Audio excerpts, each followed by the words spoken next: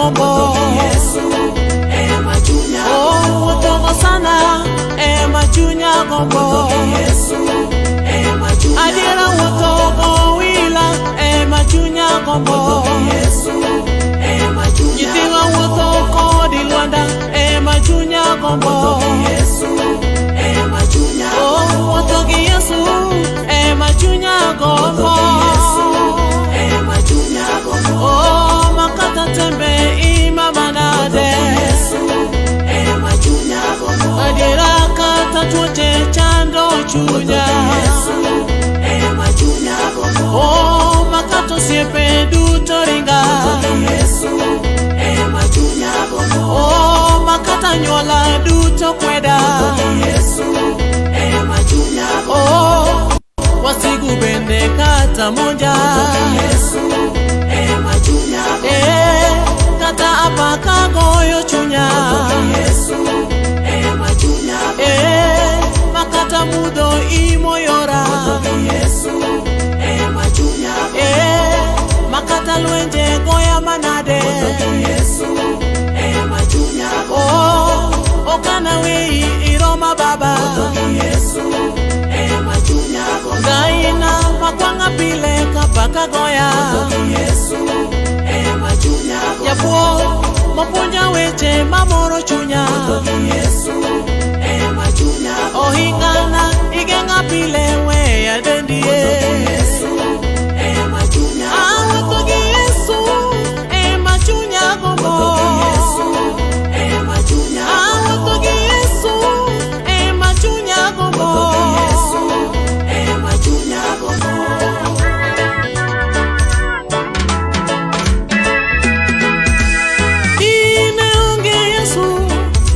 Bikona pondo kanye ine unge baba bikona chalo nade ine unge japo bikona ringo kanye ine unge rabi bikono asekola okumba babana ohinga babana jaler babana Jawar babana, Japuon babana, Jamadar babana, Wono Simbo babana, Jale Makpada.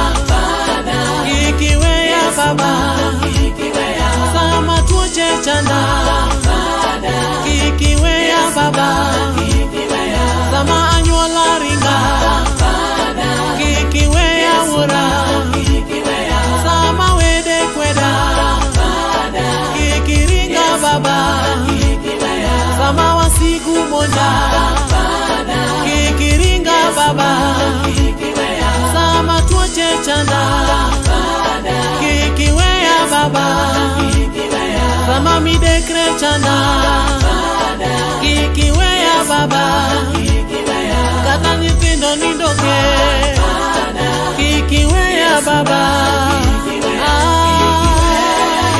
Yesu na Yesu Biji wakina akwai Samili mojo moko ono simbo Ikikala Yesu Yesu na Yesu na Biji wakina Samili mojo moko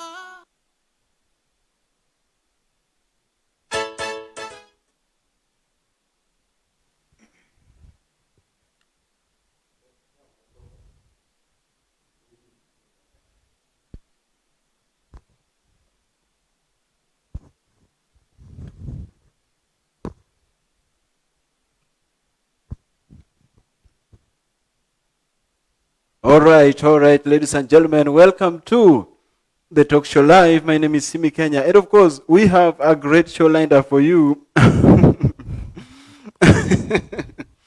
This is a very special one, ladies and gentlemen. Today we are being hosted. Today we are not hosting the show, and of course, my guest in studio. Today we are not even. He is not even our guest. Okay, our guest on the show, as we are his guest at his place. Is one guy that needs no introduction, ladies and gentlemen. You all asked for him, and we are finally here with him. We are going to talk about so many things because we have a whole buffet of a person on the show. As you can see, we have a whole buffet on the table, and we have a whole buffet of guests on the show. Ladies and gentlemen, Le Grand Engineer Wuod Fibi is here with us. President, What's up, buddy? welcome to the show. I'm good. First of all, thank you so much for this amazing dinner. You're welcome. Wow. Si tukue tu tukifanya hii show hapa kila siku. My producer. Tukue tu tukifanya hii show hapa kila siku bwana. All right, ladies and gentlemen, welcome to the Talk Show Live. My name is Simi Kenya once again, and we are live courtesy of Dr. Shem Rakewa Dental Clinic. Ladies and gentlemen, if you are in Kisumu, if you are in the Western region, if you are in Kenya, or from wherever you are watching, I want to tell you something about Dr. Shem Rakewa Dental Clinic. Now, Dr. Shem Rakewa Dental Clinic is located in Kisumu Mega City Mall. That is ground floor next to former Bata Shoe Shop. And of course, if you have any dental implants, be it tooth whitening, braces, tooth decay, any family dentistry from children to adults, make sure you visit Dr. Shem Rakewa Dental Clinic for all your dental care. And of course, they accept all insurance covers. If you have any insurance cover that you want to use through your medication, they accept all. Dr. Shem Rakewa Dental Clinic accept all insurance covers. And of course, if you have any type of dental implants, like I said, make sure you visit them at Mega City ground floor, or you can call them on 0732 224624. From wherever you are watching the show, you can call Dr. Shem Rakewa Dental Clinic on 0732 224624. A very big shout out to Dr. Shem Rakewa Dental Clinic, and of course, all our viewers watching. I'm just going to go through them in the next few minutes. I can see so many of them are already watching, and in the next few minutes I'm going to give a special shout out. Make sure you share with your friends, share with everyone, tag your friends, because we are about to go big with Le Grand himself. Leo hata sijui ni interview ama ni story tutapiga ama tuanze na wapi. But of course, welcome to the show. Thank you. You are already welcomed as here. First of all, thank you so much. Hujakuchukua pilipili? Hiyo situmi. Hiyo tutamaliza hii interview sahi. But thank you so much. You look good, man. I've always been looking good. From the first day I was conceived in my mama's womb. Oh yeah. It's one of your weaknesses. No, it's my strength. Kuna mtu alikuwa anasema eti in fact your friend Oga Obina. Oga Obina used to say that I'm the only man who has ever been dressed to kill. So one time we were doing a show, then Jalango asked him, since you started dressing to kill, how many people have died? But you look good, man. Thank you. I call you Papa, and you have always been like a father figure to the brand Simi Kenya. And so many people might not know how long we have come, and I want to appreciate you for that. But first of all, there's I want to know the difference of three different things. I want to know the difference between Engineer Wuod Fibi, Wuod Fibi, and Apostle Engineer Wuod Fibi. No, Apostle is not Engineer Wuod Fibi. Apostle is John Eric. Apostle John Eric. Yes. What is the difference between the three? Actually, there's no difference. It's just like God the Father, the Son, and the Holy Spirit. It's one thing, but in three. It's like God. It's like God the Son, God the Father, the Son, and the Holy Spirit. Spirit. We call them the Holy Trinity.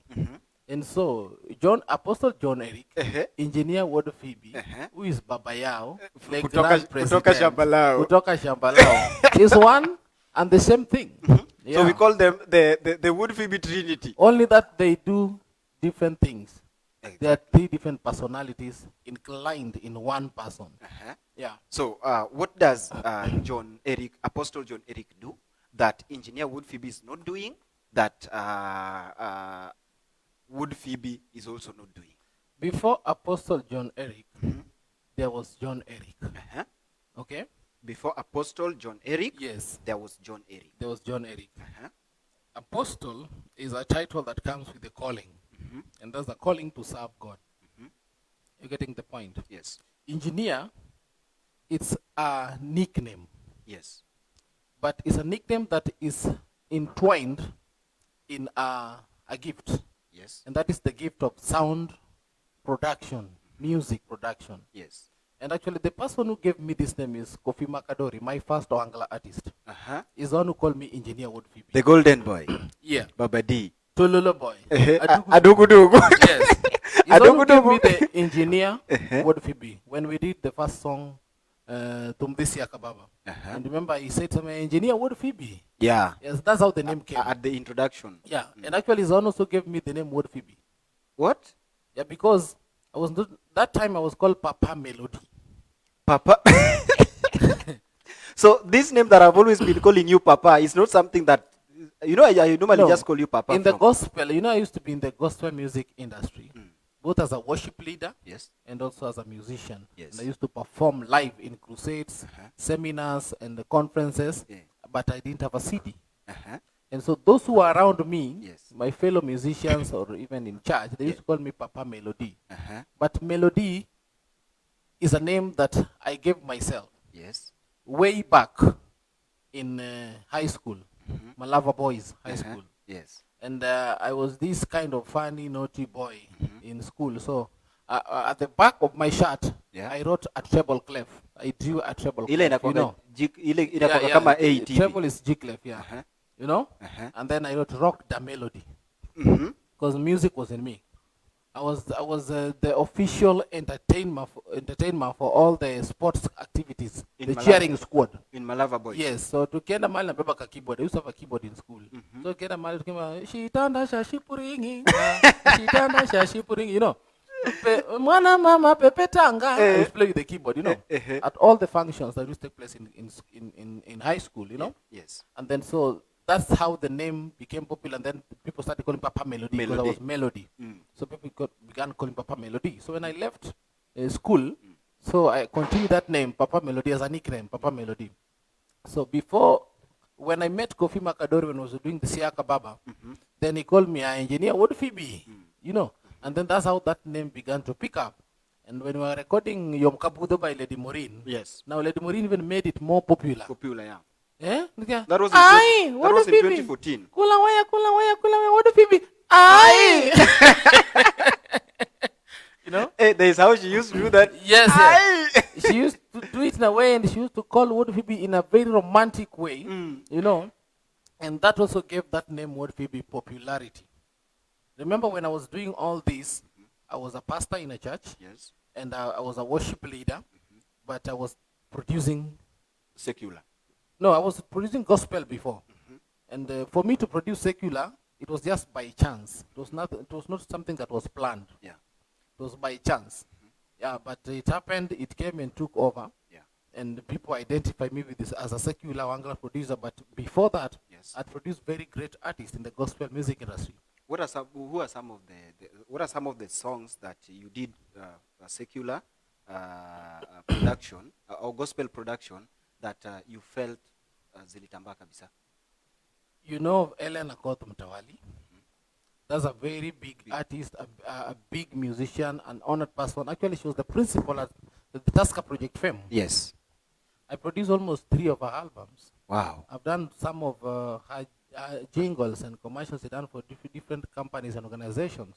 I've produced most of them with the Afro Diesel band, I think so. It's just Afro Diesel band from Daystar University. Yeah. You get the point. Yes. And these are the songs they used in doing US tour. They went all over America, you know, with these songs which were produced by Wuod Fibi.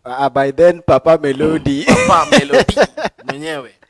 You know, So I've worked with, I've produced for Evelyn Mudoka. uh-huh. I've produced for Anastasia Mukabwa. Yes. You know?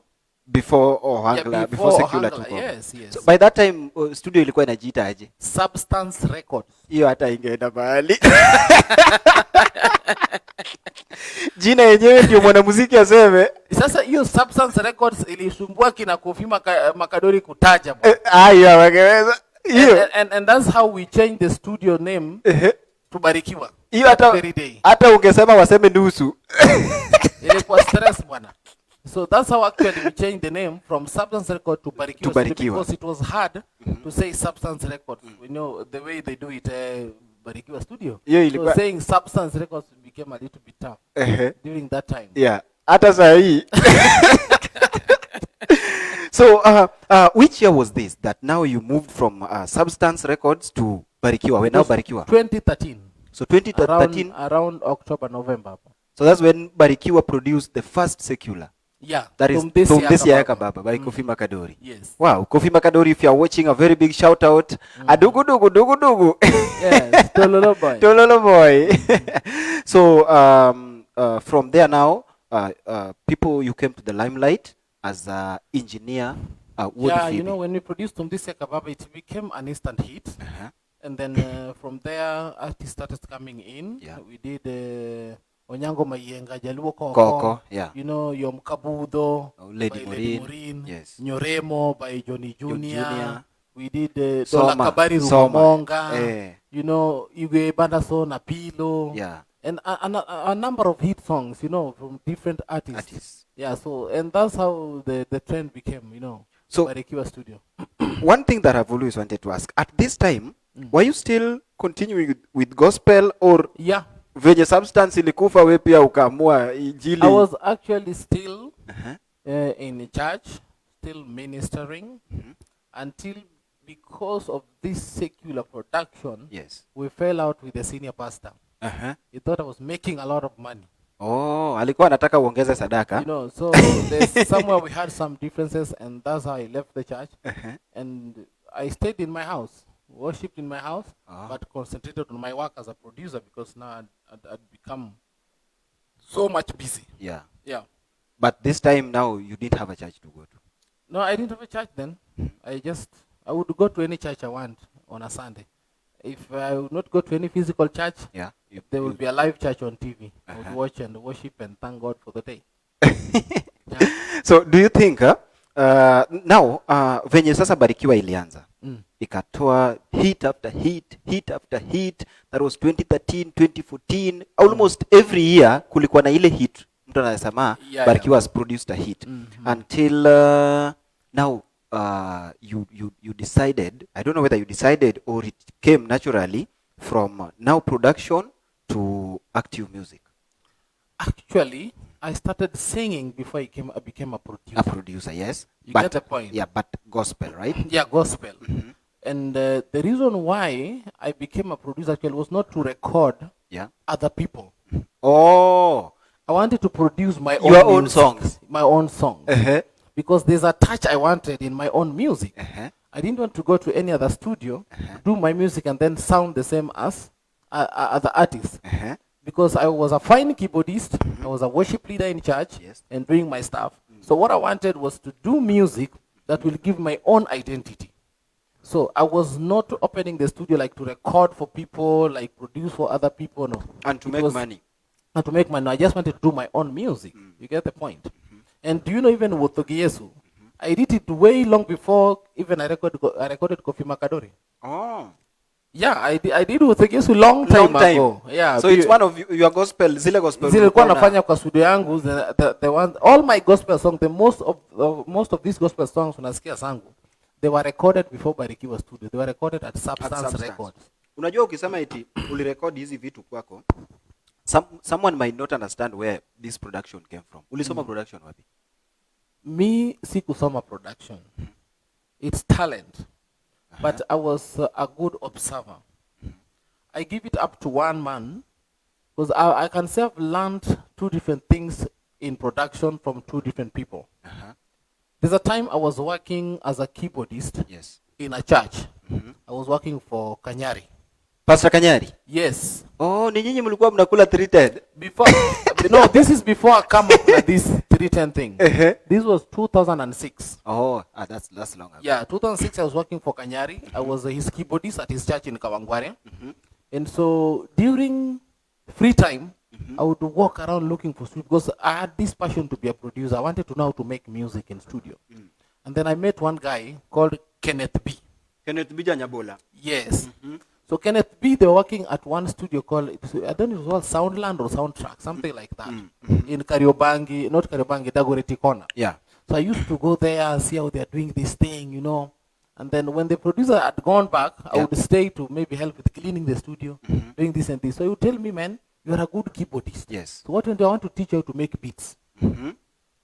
The moment you shajua kutengeneza beats, you can become a producer. Now that is Kenneth B. Kenneth B. So Kenneth B actually taught me how to make beats kutumia Reason. Reason. Yes, there's a software called Reason for making tracks, you know. From there, I left that place, went back to Kisumu, continued in church, then came back to Nairobi, you know. And then when the church I was working in Nairobi, I had a friend and a brother. He's a Congolese. Yes. And he's a great producer. So he was employed working at another studio in South Sea, but he had his own studio in the house. Yeah, sasa walikuwa Yeah. So because he saw how sharp I was, he used to tell me, "What Phoebe? Yeah. John Eric. I'm going to work, but I have a client coming to my studio. Yes. Come to my house. I show you a few things. You help me pick the vocals. Then I'll come and do the rest." So when he taught me a few things, you know, in 3 minutes, do this, do this, do this, do this. He left. After recording the client, I started exploring, you know, looking at how he's doing the things, the way he has done this one process, and I'm writing down, you know, writing down the recording on phone camera. Yeah. I went back to my house. I was living in Dome Estate. Dome. Yeah, Dome Estate. Dome. Yeah, Nairobi. It's a long Thika road. Oh. Area called Rosters. You know, the same week I started sampling for equipment, computer, what to start my. You know, ulikuwa na haraka gani? Nilikuwa na that passion cue, you know, because I wanted to record my songs. Yeah. You know, but I didn't want to go to any studio. I wanted to do it myself because I can do good programming, create beats using the keyboard and everything. So why am I not able to record? Yes. You know, and that's how the passion came. And within no time, I realized I recorded beautiful songs. And then, as time goes by, you perfect on, you keep perfecting on. On the and skills. I've been perfecting up to date. Even now, I'm still perfecting. Na tunakuita baba yao. Music, no one has knowledge on music to completion. Sema mimi sana nimejua kila kitu. Music you learn every day. Yes. The moment you wake up, you go to that keyboard, you go to that machine, you get new inspiration, new ideas, and you grow on daily basis. Wow. Yeah. And that implies on anything. Everything that you do, it's always exploring and doing research and practicing each and every day. And of course, ladies and gentlemen, a very beautiful moment. You are watching the talk show live. My name is Simi Kenya. And of course, my guest in studio tonight needs no introduction because huu jamaa tukianza kusema jina lake mazee tutamaliza kesho asubuhi. We have Le Grand Engineer Wuod Fibi, baba yao, on the show kutoka shamba lao. Shamba lao ni Nyakachama, shamba lao ni wapi?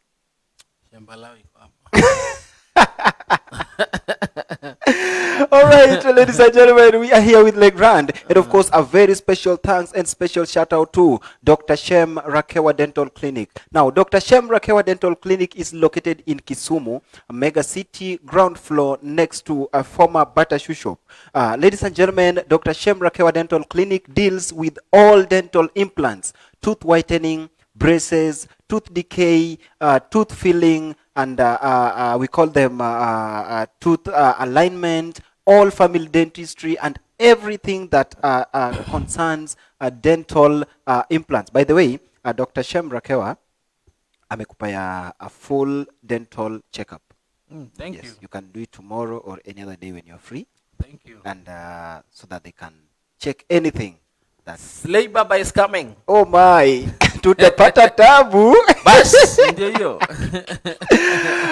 You can call Dr. Shem Rakewa on 0732 224624. 0732 224624. Make sure you visit Dr. Shem Rakewa and get the smile you've always wanted. I would like to give a special shout out to those who are already watching. I can see so many people already watching. Dinasi Lawrence Otieno, thank you so much. A special shout out to Asumbi TV. Emarilyn Nice, asante sana. Okay, ni werno more manu wuto Yesu. Kevin Januzaj Olo, thank you so much. Okono said onjo. Philip Mboya is watching, thank you so much. Carol Nyakisi, wachokanyo ni Eish, waiting for you my people. We are already here. Judy, thank you so much. Okono se chakora chaka. Norin Mwesh Nyakitu is watching. Thank you so much. Wiki Owino anasema this song is a blessing. Anyar Peter Pajero, thank you so much. Okoni yako ndani. Afande is watching, thank you so much. Okono sedojo kabisa. Joy Wasinda, okoni yako ndani. David Jal Juma, thank you so much. Okoni uplifting song. And that is Wotogi Yesu. David Lombo, I see you. Jeff K. Okoth, that is Slim Nyarawendo. Watching all the way from USA, thank you so much. Opala Albert, I see you watching. Asante sana my big brother. Sharon Beverly, thank you so much. I see you watching. Antimar Omosh watching all the way from Germany, thank you so much. The Don Steve, I see you. Paul Kachali, asante sana. Nyara Jenny, Zach Opondo, the Duke of Alego, thank you so much. Ajo Jema ladies watching. Edu Uchedeza, thank you so much. Watching. Patrick Nyakwarayoma, asante sana, thank you so much. And of course, ladies and gentlemen, this is the Talk Show Live. My name is Simi Kenya. So right about now, adwani mondo wadhi ginene stage makoro Wuod Fibi koro osechako wer Werango. Osechako koro odonje secular. Let me call it secular. When now the transition I've never been a secular musician. I sing gospel music. Of course, that one is pure gospel. What is the first song that you did as a secular artist? I'll use that one for now. The first song you did as a secular artist. The first song I did as a gospel artist that sounded secular.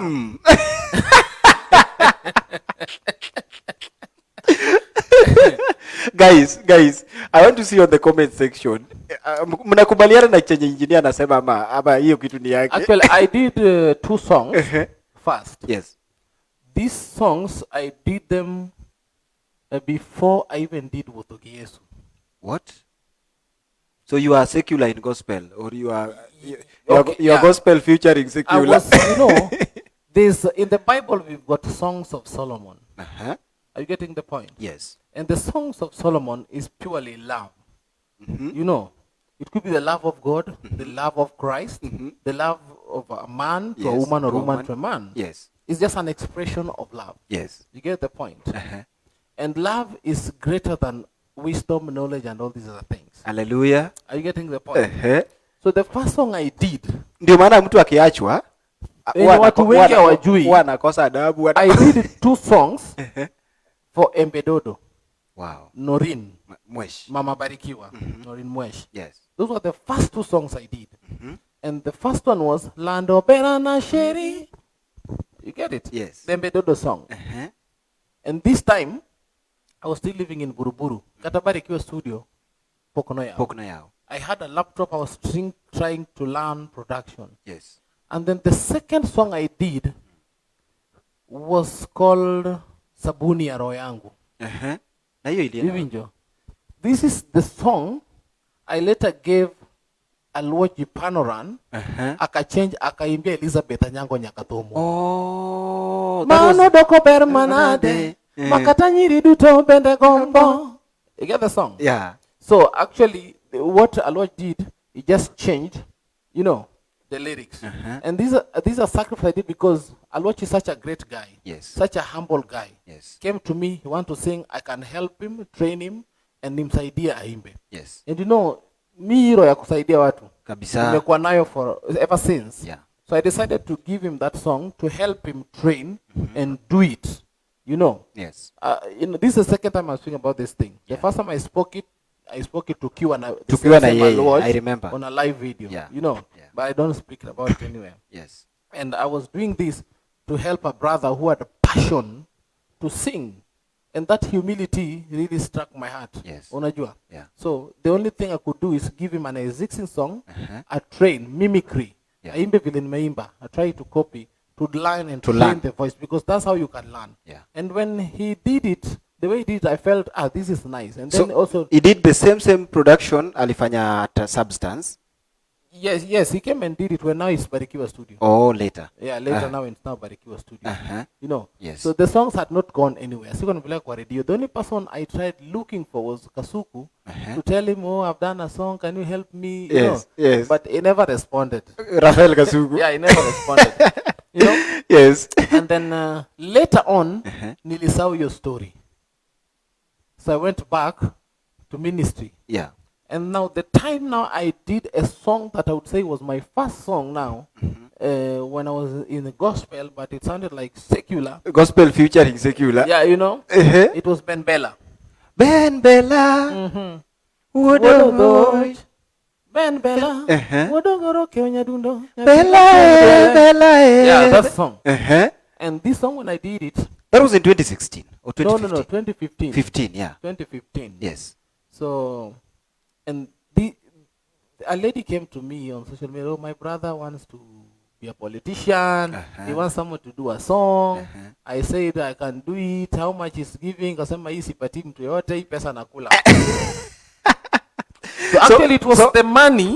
Ulitafutwa kama broker. Utafute mtu anaweza imba. Nikasikia amount that is involved. By the time anatoka kienda, nilikuwa nimetunga wimbo. And actually I did this together with the help of my brother Elvis. Oh. You know, Elvis already had started singing. You know the point? Yeah. I was living with him by then. So what I did, I told him, bro, compose well. So we wrote the song together with my junior brother Elvis. I did it, and it came out so nice. And people, Ben Bella Kasuku loved it, and the rest of the radio personnel loved it, and so I was like, give us another song. Then nikakumbuka ile mpedodo nilifanyanga kitambo, nikaleta. You get the point? So I did it again, nikaka magita, because the first one I did nilicheza bila guitars. I just used keyboard. Yeah. You know, in the softwares. Tukaka magita, tuka release. Yes. Then I did Martha Pondi. Then I did Weekendo Chopo. Weekendo Chopo. Yes. Ndifurahi day. This was 2015. I'm approaching mwezi wa 8 hapa. Yes. Then people started demanding I open a band. They want me to perform. I have nice songs. Yes. And by December 18th, 2015, I launched my band and also the Ben Bella album. Yes. You know? And what was the name of the band? BIB Musica. Meaning? Barikiwa International Band. BIB Musica on 18th of December. Yes, 2015. Yes, I remember very well. Then towards the end of that December, I released a tweet Nyasuba. Nyadundo Nyasuba duogiene mana. A tweet Nyagili sandagiera toto. Nyachula mfangano wakiala pacho. Kuna sauti ingine nikiwa nayo. Sauti ya pesa. Mnaweza achu hapa hii. Sauti ya pesa. So, those now are 7 songs. Yes. Then January 2016, tarehe 2. Yes. Nyajaluo. Leta Nyajaluo. Nyajaluo nyako maratego. Nyajaluo nyako majaber. Ongeyo loso pesa chamo luche ai. Ongeyo wiromo dendeyo. Imba tu hiyo nikiwa peke yangu. Ongeyo pedho mesa odele. Kaka Mai no pedho kidogo. Ongeyo rwako welo chunyale. Ongeyo ndiso wuoth chalo malkia gaga. Nyajaluo. Nyajaluo mane manoketho wi kamani. Definitely this was a song for nobody. It was just a composition. No. In fact, let me rephrase or paraphrase my statement. You know, at first, Luo ladies, niwerogi gi negativity. Like, kano weri Nyajaluo, then adhiambo sianda, kiang'owa. Evinjo. So, I wanted to do actually something. Lakini nani apendi hiyo sianda? Lakini, mimi sipendi sianda. Ladies and gentlemen, if you're watching from wherever you're watching, from North Pole or South Pole, ano kairo sianda. Here I go. Sianda mo era. Anyway, so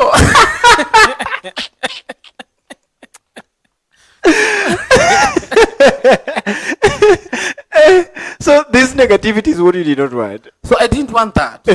So I was reading the book of Proverbs, Yes. chapter 31, verse 10, about a virtuous woman arrests smoke and finds such a woman who Oh. worketh hard, goes to the field, Yes. you know, look for food, come and feed the family, look for a piece of land, take care of the husband, make sure the house is good, and good. you know.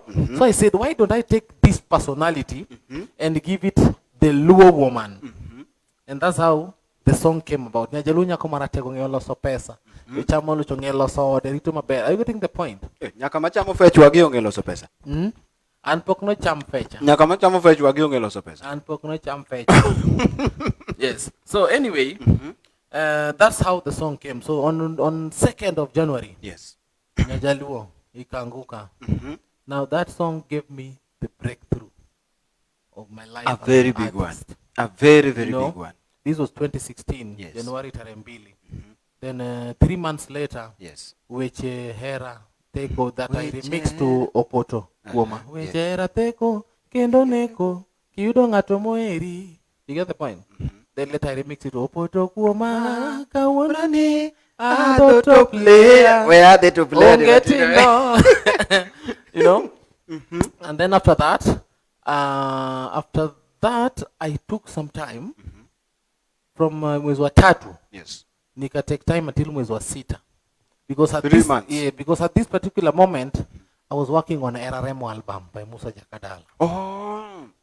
Are you As a getting the point? producer. As a producer. So whenever I had free time, I would do my music. When I'm busy, I work for other artists. For other artists. So during this time, I was doing Heraremo. We had just released Kadala na na na na na na na. It's big outside there, you know, and we are still working on the rest of Belly the songs. Belly.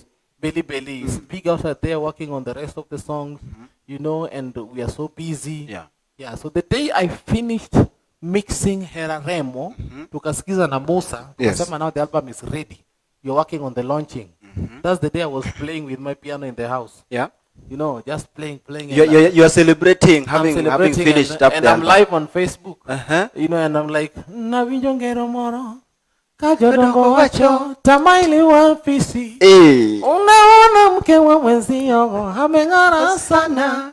Unaanza kutamani, unasema angelikuwa wako. And then people are commenting, hey, that song is nice, record it. And then I'm like, I'm just freestyling. Yeah. You know, so when I saw the comments and everybody, that song is not record. I went back to listen to what I was singing. Because you you it was not freestyle. mastered. Yeah, it was freestyle. Yeah. And that's when I started completing the few dots that I made the beat, recorded, and by Gioni, it was a complete song. It was on radio. Jamgiwangi. And so that song now, sasa Wanyola. ikafanya Wuod Fibi akakuwa Le Grande. Are you Papa getting the yao. point? That song opened greater doors, avenues that I never knew would come my way. Yeah. You know, looking at back where I've come from, Yes. mpaka mali nimefika, how it started like a joke. Yeah. And then I said, now I have to be serious. That is the Actually, point. that is the time now I said I'm being serious as a musician. Uh-huh. So which means hii time ya nini Nyajaluo It was and all that. just hobby, doing it for fun. The BIB band was there. Ulikuwa na band members tayari? Yeah, I have a band and everything. And then ninaitwa call. Actually, I'm the only artist tangu nianze mziki from day one. Sijafanya bass, ati niko bass. Like every Wednesday, No. every Tuesday. Millions on a calls direct. Up to date. I've never based anywhere. But this is my base. Wow. I started vile nilihiti ikaanza tu na call and that's how it has been. Until nikaanza kupata calls abroad. Kenda US. Tutaenda hapo kwa majuu. So when Chamgiwangi came out, Yes. That is I realized how big I'd become. It was same 2016. I'm not even 1 year old. Around mwezi wa 7 mwezi wa 8 it was hapo. mwezi wa sita. This time, I was not even, you know, I didn't even know how big I'd become already. You get the point? Yes. And all of a sudden, if I go somewhere, I hear Wuod Fibi. Then I realize, oh, so I'm already a big artist, Yes. you know? Yeah. So I said, now I have to give this a serious thought. Yeah. You know, and take it to the next level. Before I know, I'd received a call from Jalango. Heavy J, Baba. Heavy J Babayao. Uh-huh. Wuod Fibi, you're wanted. You must be in your festival. 2016. And that's how the journey Carnival began. Grounds. And that's how the journey began. Mm-hmm.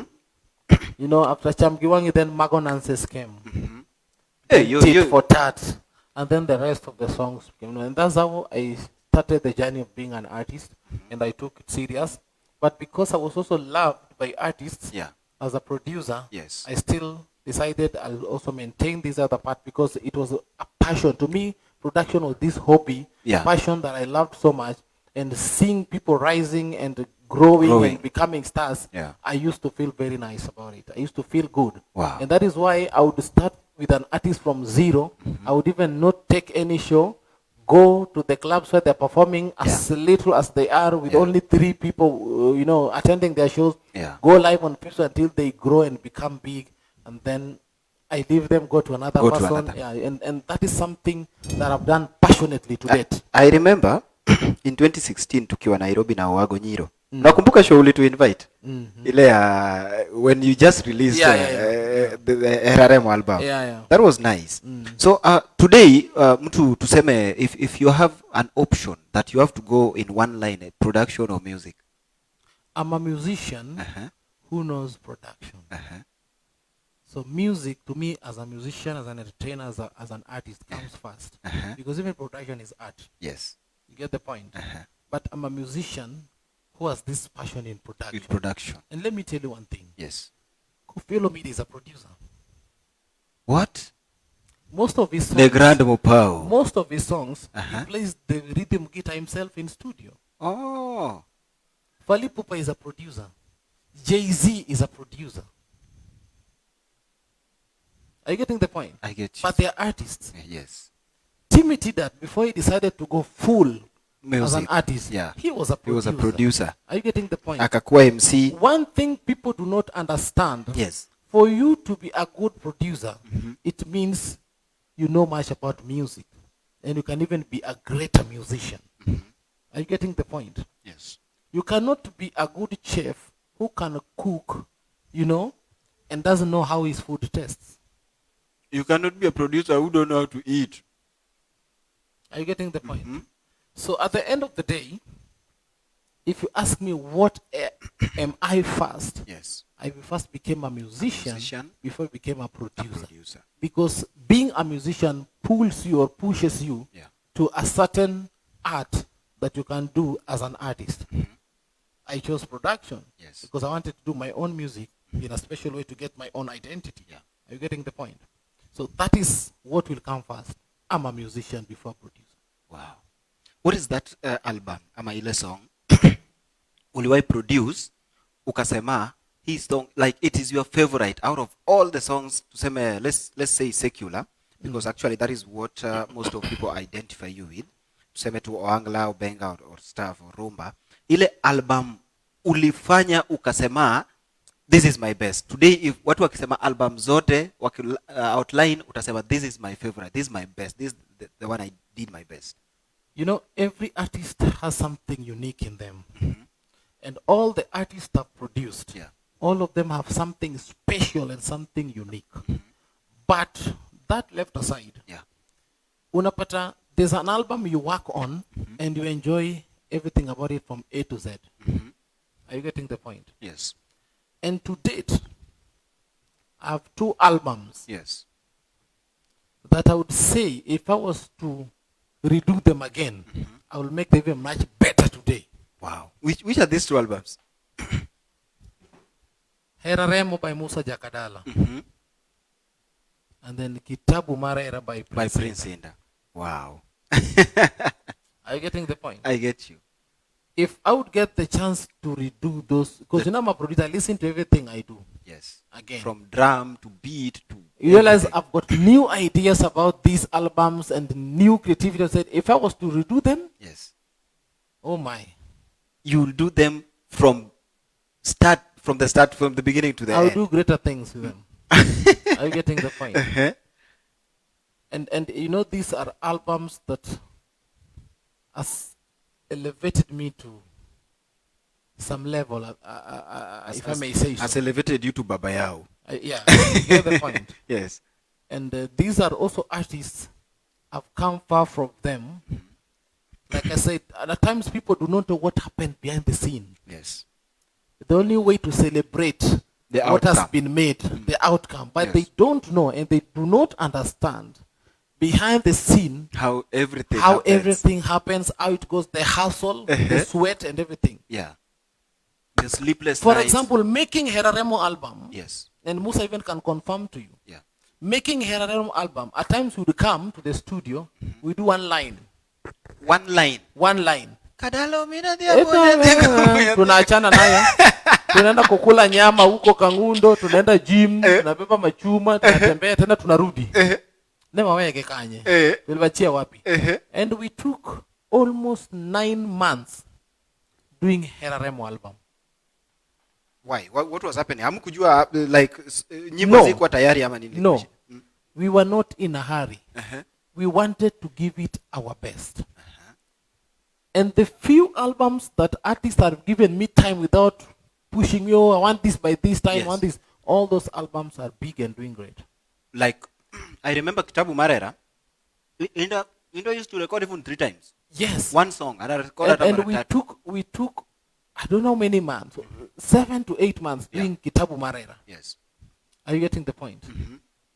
And you can see how that album to date It's one of the best is one of the best. that are doing outside there. You get the point? So what most of artists do not know Yes. is good music has to take time in studio. Yeah. When did Michael Jackson died? Or Bob Marley? For example, Bob Marley. But realize there are still new songs being released that they sang. True. Are you getting Some the point? even using their beats. and- Yes, yeah, you know. whatever, yeah. Because good music, you must take time with it. Yeah. You listen again and listen again, Yeah. rethink and get new creativity, Yes. and do this, add this, omit this, you know, to have good. But most of artists today, wanataka chips funga. Nimeingia mtumu na wereka stage pile bwana. But yeah, you know. And that is why you realize mimi hapo ndio unaona tunakosananga na wasanii wengine. By the way, is that why most of our artists Yes. wao wanasema eti Chayoji. chaji Get home, you know. Because I'm not this kind of person that don't get home much. They don't want goal sano. Are you getting the point? Not that I'm not able to do that. I can do it, but I would not have given you my best. I would not have taken time with this music to think on the ideas that we should put. Yeah. Tumolo sungwech ba. Yeah. Does not even last in the industry. Enko deto orumorara. You get the point. So it's not about how much an expert you are, how much you know, Yeah. but you have to give it a thought, sleep over it, Yes. and then by the time you are releasing the album or the song, Yes. you are sure of what is going out the consumers will listen to. Yeah. Because at times even the artist comes and hey, I had idea more. Oh, yeah. We can even work on the lyrics. We say, can we change this? We do this. We add this. You get the point? Yeah. Can we put choruses into this? This one we don't put chorus. We put backups in this. Yeah. Now let's listen. What can we undo or add? You get the point? It's a collective responsibility. You don't just sing and leave it to the producer there.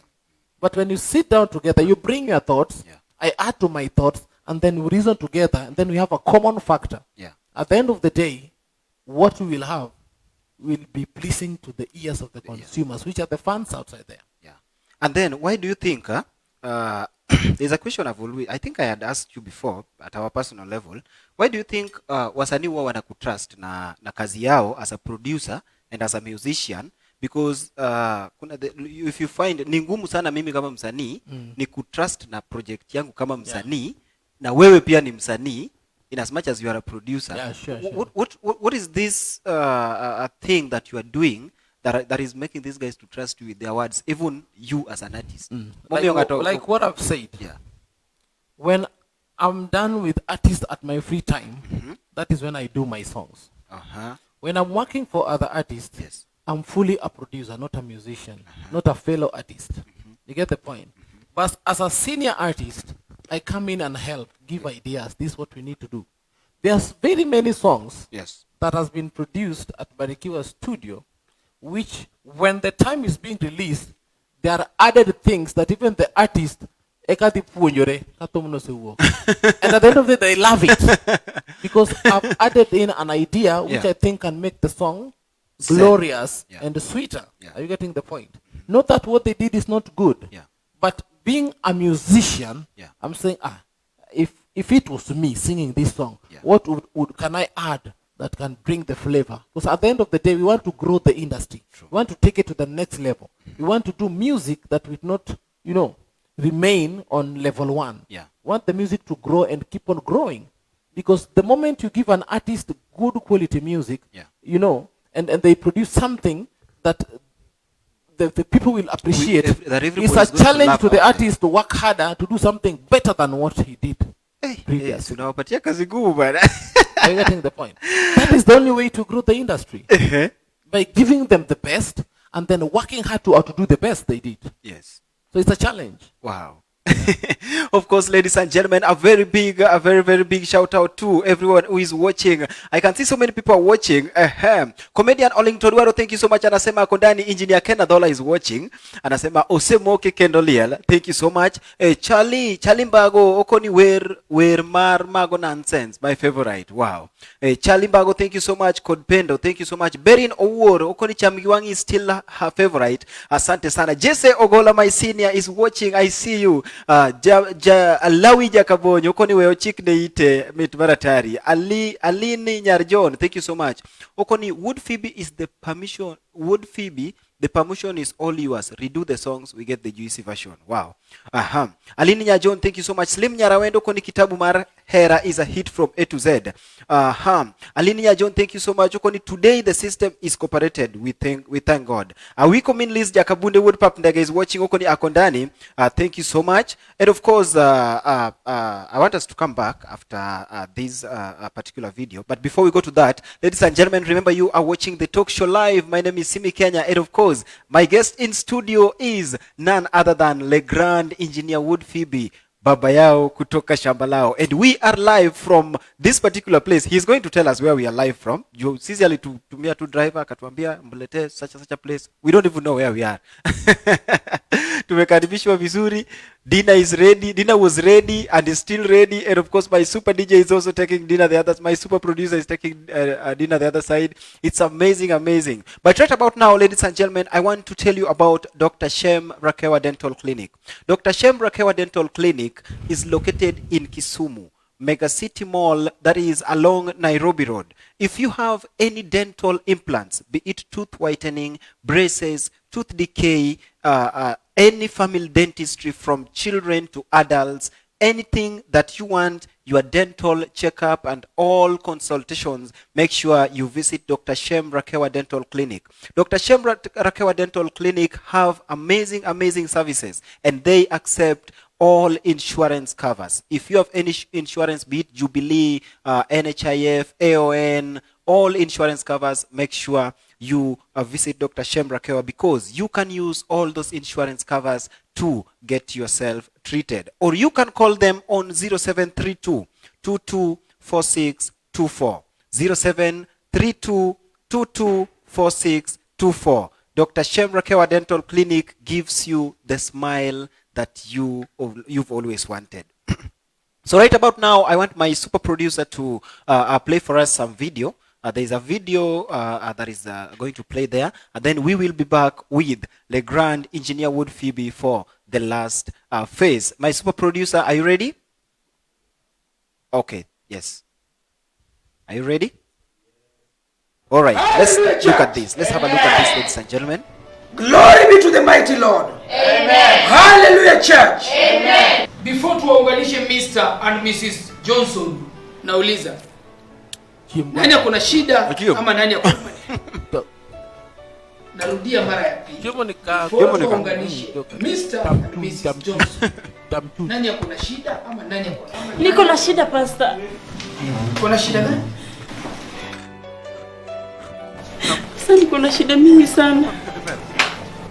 Unaona watoto wangu wameteseka sana. Nimeteseka na hao watoto wangu sana.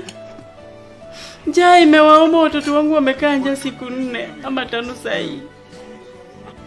Watoto wangu wameumwa na meno. Usiku na mchana watoto walali, meno inawauma.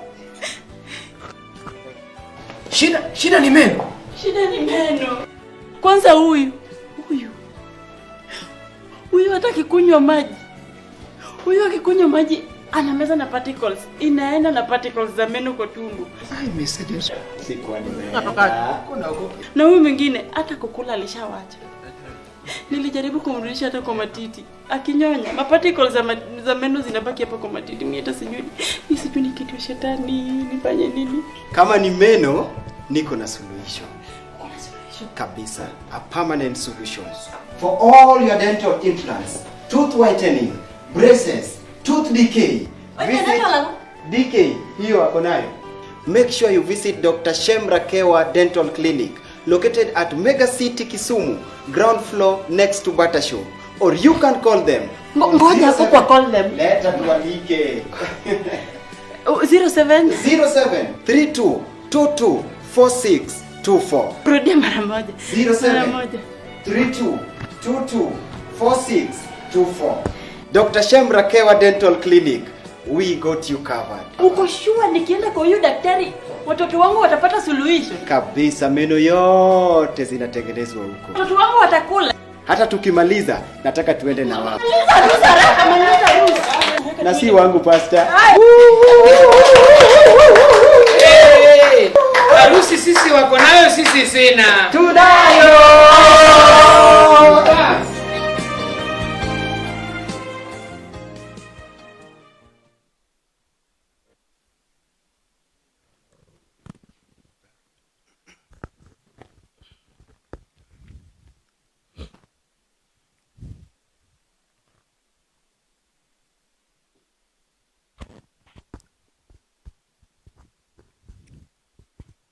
All right. All right. Thank you so much. All right. Ladies and gentlemen, that is Dr. Shem Rakewa Dental Clinic. And like I've told you, Dr. Shem Rakewa Dental Clinic is located at Mega City Mall. Visit them for all your dental implants and get the smile you've always wanted. I want us to go to the last phase. Why do you think people think or believe you are controversial? Because that is what they think. Are you controversial? I'm not. Yeah. But what majority, let me not say people, because it's not everyone, a section of your fans or people who follow you, because they do this on your wall, yeah? A section of people who follow you believe that Legrand is controversial. Ina just scandal, javituko, you know. Why do you think the people believe so? You know, not everyone that follow you is your fan. In the first place. Not everyone that follows you is your fan. Wow. To all the artists out there. Not everyone that laugh with you means well for you. You get the point? Yes. Who can be a friend of the devil? Nobody. Are you getting the point? Yes. The devil can never give you anything that you will never pay for. So shetani yana deni. Are you getting the point? You'll have to pay for it. To your question. Yes. Let me make it plain in a layman's language. Like I said, not everyone that follows you is your fan. Yes. Or rather loves what you do. Or loves what you do. Yeah. You get the point? Yes. They're there to do their work. Are you getting the point? Yes. And what an artist needs, not only the fans. You need plus these haters and these critics and everybody. Are you getting the point? Exactly. For anyone who understands digital world business, content creator, yes, where money comes from. Where money comes from nowadays. Are you getting the point? You don't need a dormant page. Exactly. Or an account. Because your fans who loves you Yes. always have nothing to say. They wait for you to say it. And So then that they they come can- and like. Are you getting the point? Uh-huh. So for your page to be active Yes. and even to get to a point where you can be, your page can be monetized and you can begin earning revenues and royalties. Yes. It must be active. Active. Are you getting the point? Mm-hmm. And me always tell people Yes. that anything you see on social media, Uh-huh. if you want to die younger, Take it serious. Are you getting the point? Yes. Eh? And this one, because mimi ni baba yao, Kutoka shamba lao. and I'll always be baba yao. Kutoka shamba Are lao. you getting the point? Uh-huh. It is always good to teach these people. Yes. And sometimes I've always told them, mimi at times kama sina scandal, I'll create it myself. So which means In the showbiz industry, in the entertainment industry right now, how many artists wanafanya kiki? How many artists wanafanya showbiz? Kabisa. Why do they do it? They want to trend. Uh-huh. They want to be on Google search. yes. Like ukienda to Facebook, things that were trending that day, Wuod Fibi go among the top 10. The top 10, true. I'm in business. That is where the Google will send adverts. That's where, yes, I need to be in business. I'm not So hii performing on daily kitu hii kitu si eti inakuanga ni it is the personality in you or the real you. Inakuanga tu ni vituko tu ya kupata do. Those people who are close to me, who are seeing me on daily basis, Like know me, of who I course. am. Like me, of course. When you sit around me, you'll see a totally different person on social media. You know, Those are sometimes- two different personalities. You know, sometimes when you do those things, people will call us, or rather, when we meet people, they will like, your friend, Engineer Wuod Fibi, your friend. Then we tell them, no, he's a very different guy. No. You are giving us hard time. You will start paying us. You know, Yes. social media, at first it was for fun. True. Along the line, ilikuja mahali what people are conning people. Mana, It still happens. watu wa Nigeria. Then as times went by, improvement came, and now you can do business. Yes. From the comfort of your sitting room, you are doing business and earning on monthly basis Yes. by just creating content. Are you getting the point? Yes. And the more you grow your page, and I'm telling this to any artist, Yes. anyone outside there mwenye anasema sina kazi, nateseka, lakini kwa Facebook umeshinda, una comment kwa watu, unatukana watu, unafanya nini? Yeah. When you can use that to make money, be a content creator. Yeah. You get the point? Exactly. Begin your page, do your things, go to open a YouTube channel. It's open for everyone. You get the point? Start the talk show Yeah. with Simi Kenya. Yes, do things there. Yes. Then you get to the threshold, monetize. You can earn your money on monthly basis. Yeah. And these are the only people that will pay you. Hata second moja ipiti, wakisema unakulipa tarehe 21 na dakika 5. Ni hiyo. Pesa imeingia kama ni kwa account ama ni wapi. Unaenda unatoa. Yes. You get the point? Yeah. And that's what I tell people. Yeah. Wale wanangoja Wuod Fibi atarumo, ataisha. Ngo. I'm a content creator. Yes, and the internet pays me. Hiyo puzi yenye mnaona ninafanya hizi ndio zinanilipa. Shikilia uzito. Le grand baba yao. This is never the time you tell somebody utaisha tu. Usha nini na internet iko, internet hajaisha. We make money from there, we work hard. And by We the do way, create content. Mbona wanakuambianga kuna mtu amewahi kuambia eti utaisha ati umeisha Ati hapa utaisha. pride comes Before fall. Which pride? Eh. The only pride I know is Kenya Airways, the pride of Africa.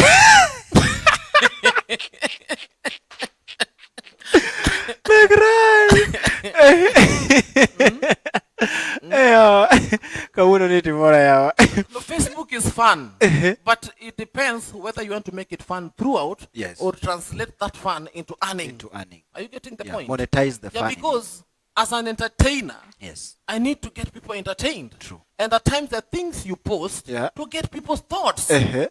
What if I was not this? Uh-huh. If this is who I was, then how would you perceive me or take me? Are you getting the point? So you take things serious on social media, you die young, man. Na nikuulize, have you ever lost friends through these things? mabeshte Social tu media. like hizi vituko tu, like kuna tu mabeshte walianza kujitoa they don't want to associate with you because of this thing. Wale wako na maturity wanajitanga team maturity. You know, I have different class of friends and fans. You know, Yes. I have those fans and friends who are of high class society. They will only come and see, they have fun, they just laugh, but they not comment, they will not do anything. But they should, later they'll call me, Wanyamumbo. Are you getting the point? Yeah. And then there are those fans who will come to argue with the haters and the critics, you know. You uliwaambia eti they live in what? Wale wanaishi wapi? Slum dwellers. Slum You know, dwellers. that is another thing. If you want to know, at times people just wake up, read something on social media, and then they don't give it a deeper thought what it means. Yes. They just listen and pick it from there. Because if you want to get a storyline and what it meant, begin from where it started and how it ended. How it ended. But Because you know, sometimes the content is at yes. the end. So you know the problem with most with netizens, we call them netizens. You know, they'll find someone had put a thought on what I posted or said on live video, and because he's a hater, he picks or she picks where he thinks suits what he want to say, and then someone from nowhere come and sees that, and then he picks on that and goes on with it. So they didn't even take time to understand, to go through everything and then get the actual meaning or understand the content of what I was talking about. Are you getting the point? So those are the people that make internet glorious and sweet. And by the way, back to that, let's look at Madaraka. Beef yenu na Japesa ilikuwa ya nini? Me, I don't have beef with Japesa. I've never had a beef with him. Lakini mlikazana back to back. I want a beef with himself.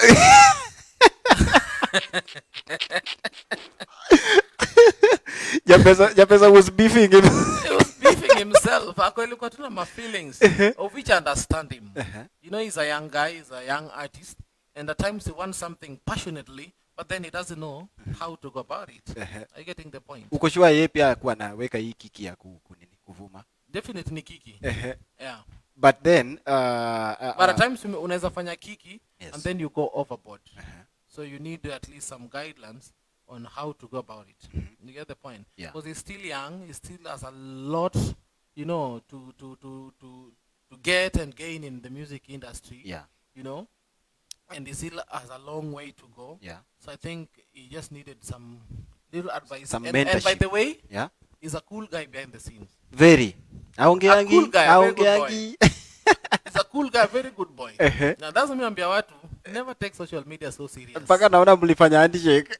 Yeah, you know, he came to visit me in my home, Nairobi home, Kilimani Estate. What do I say? Yeah. And we had some good time. Besha. We had some good time. He's such a cool guy. And you know, I was meeting him for the first time. Oh. Yeah. He's such a cool guy. But before that, we have been talking in WhatsApp. Hata ukiona hizo maperepere mingi kwa Facebook. Inbox, we are talking. So mlikuwa mnatubeba ufala kitu kama hiyo. Nyinyi mlikuwa mnajibeba.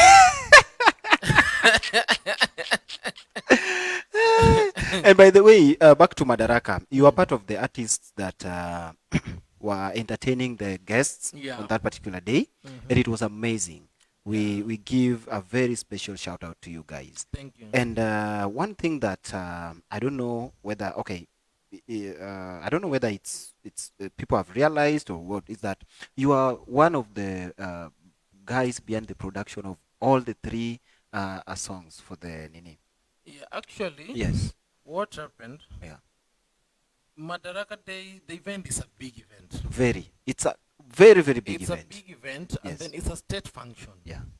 And it involves a lot of things. Yes. You get the point? And first of all, I really thank the government. Yes. For the idea of rotating this state function into counties. Counties, yeah.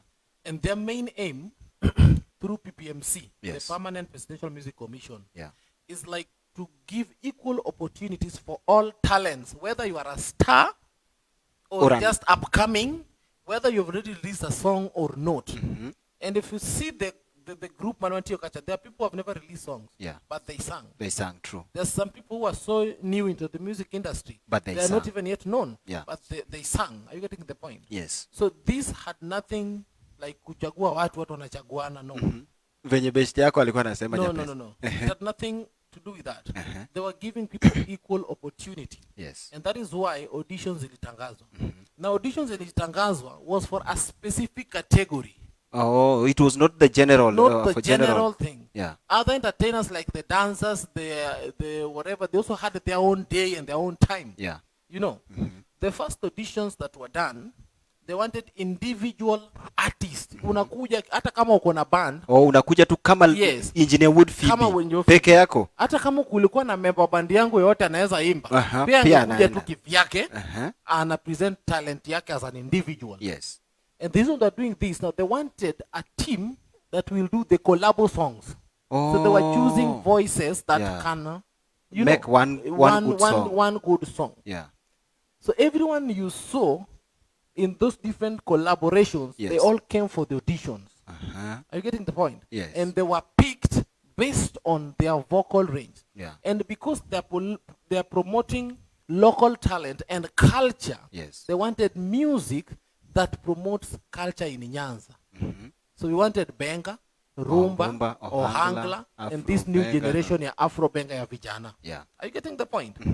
That's what we wanted. Oh, ndio maana pesa kukua. Yes, for this collaboration, not for individual artists as a band or an artist to perform. Oh. And that's why you saw these people, we worked together and we sang together one song. That was the audition that was done. And then the second day, they were looking for now, if Wuod Fibi as a band, can you come and show us you and your band can do? So if you are picked, that is different from the collabo. The collabo. Are you getting the point? Yes. And those who were chosen on that day Yes. is because they impressed, because they came with their bands and they performed live on stage before the judges. Yes. And during all these auditions, I was live on Facebook showing what's going on. That was in April. It was in April, Yes, if you're not here, please come run. You still have the chance. You know. Yes. Come. Those who are not able to come, both bands and individual artists, I requested the PPMC because some of artists were in Nairobi and there was lockdown. Waifanya Nairobi. Yeah. And I sent messages kwa wale ambao niko na contact zao na nikaweka kwa Facebook yangu. Yes. You get the point? Yeah. Kwa hiyo category ya music that I represent, understand me right? I get you. Rumba, benga, or hangla, na hii category Afro benga. Are you getting the point? I got That is the music I represent. Yeah. That I know identifies with the culture. Yes. You know, but they had their plans on how to get now these are people like Nyatiti, Kochia dancers. That was another program. Me, I'm not involved you are not part of it. But at the end of the day, you saw everyone was there, different kind of music. You get the point? That was amazing. And nobody did not get information. Yes. You saw people are complaining, oh, why is Indah is not here? Yeah. Emma is not here. Actually, when I received this information, the first person I called was Prince Indah. And that brings now to my last question. Are you getting the point? The second person was Emma. I told her something good is coming. I'm sharing, I'm posting on Facebook. You people get ready. If I get full information, I'll let you know. Yeah. You get the point? Indah could not make to the auditions. Yes. Reason being, he had planned shows in Tanzania. Oh, yeah. And he told me, hey, as much as I would have wanted to come, but unfortunately, I have plans, I have shows in Tanzania, and I'm going, so I'm going to miss on the auditions. Yes. Are you getting the point? Emma Jalamu could not make it by his own reasons. He knows himself. But he was called. He never came for the audition. In fact, he was even called by the director of PPMC, Dr. Otoyo, to come for the auditions is in Kisumu because he wanted everyone to be informed. Yes. You get the point? Yeah. Madil gi category mar to mana represent. True. You know, brother. Yeah, you know. So almost everybody. Yes. If I'm not wrong, because I shared these in groups on my page, I went live about it. You know, I communicated. Yeah. So whoever did not come, hakukuja kwa sababu hakutaka ama alikuwa committed and he was not able to be part of it. Yeah. But hakuna ati watu walichaguana. Eti juu wengine wanasema eti ulikuwa deep state ya hiyo process, sasa ulikuwa unachagua mabeshte wako. Do you know me as much as I was trying to coordinate this thing? Yes. I myself, I stood before the judges for audition paka nikaimba. Now, can you sing? Listen, what can you do? Me myself. Are you getting the point? Yes. I was not special. Yeah. I was not important. You know, Yes. we were being treated equally. Because their main aim was to give equal opportunity to every talent. True. You get the point? Yes. So that is the truth behind it. Now, whatever you said, you have said, has been bringing a lot of confusion. And I believe everyone who is watching the show has now understood what happened during the Madaraka, mbona hizo kelele zilikuwa, why some people felt left out and all that. But then, when you umesema it, the first person you sent the message was Prince Indah. Actually, I called him, not even sending a message. You called him, Why do you believe, and then from your previous post, and even during the production of Kitabu Marhera, it started way back, where during the production of Kitabu Marhera, let me still call it a section of netizens, a section of netizens believe that out of everybody in the industry, Prince Indah is your favorite. Ni yule mtu unaweza acha kazi ya wengine umfanyie kazi yake. Ni ukweli. Which is very wrong. My favorite artist, you know me, I'm Wuod Fibi. Mimi ni baba yao. Baba kutoka shamba lao. And the good thing about me, huwa si choose na si favor when I'm in studio, I do my work equally. I treat every artist equally. Samati mo tom, tati mo kichunya te, saka nyati mo na joto mamoko. But I have my own favorite artist. Ukinyiswa kwa uono. Ibinja. Yes. If someone is doing something good, I feel nice. I'll support it. True. You get the point? Yeah. But in the industry, I have my own favorite artist, Ngamaero, and it doesn't mean I don't love the others. Yeah. But he's my favorite artist. Just the same way, mimi pia naweza sema. Yes. I love who so and so is my favorite. For example, I can tell you, my wife Nikita. Yes. She's a big fan of Musa Jakadalla, more than even she's my fan. And I don't feel bad about it. Yeah. You get the point? True. I don't feel bad about it. You see? Yes. And even me as an artist, I can be a musician yet, but there's a musician I love. I love the way he sings. Yeah. I just find him game for me. Whether he's on top or not on top. Whether he's the star or not the star.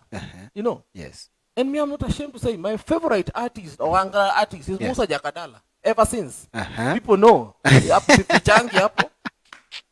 you getting the point? Guys, tumalize hii kitu.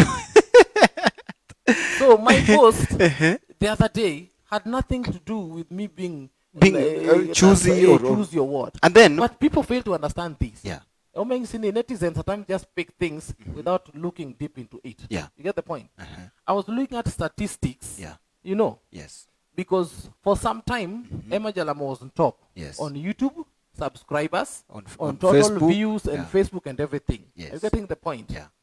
I used to call him King. Even when I pick my phone to call Emma Jalamo, hey, Kingy, how are you? I used to call him that before God, I swear. Yeah. Are you getting the point? Yes. And not that is better than everyone. Everyone is doing their best. Yeah. But I'm appreciating the fact that he was on top there. Yeah. It's good to appreciate when someone is on top doing well, you appreciate. Yes. You get the point?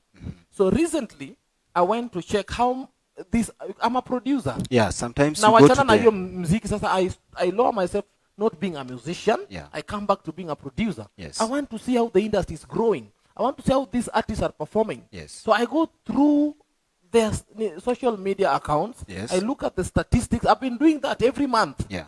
You know. Yes. I've been doing that, monitoring their growth, not for anything else, but to see if really we have been working hard to make the industry grow. Yes. You know.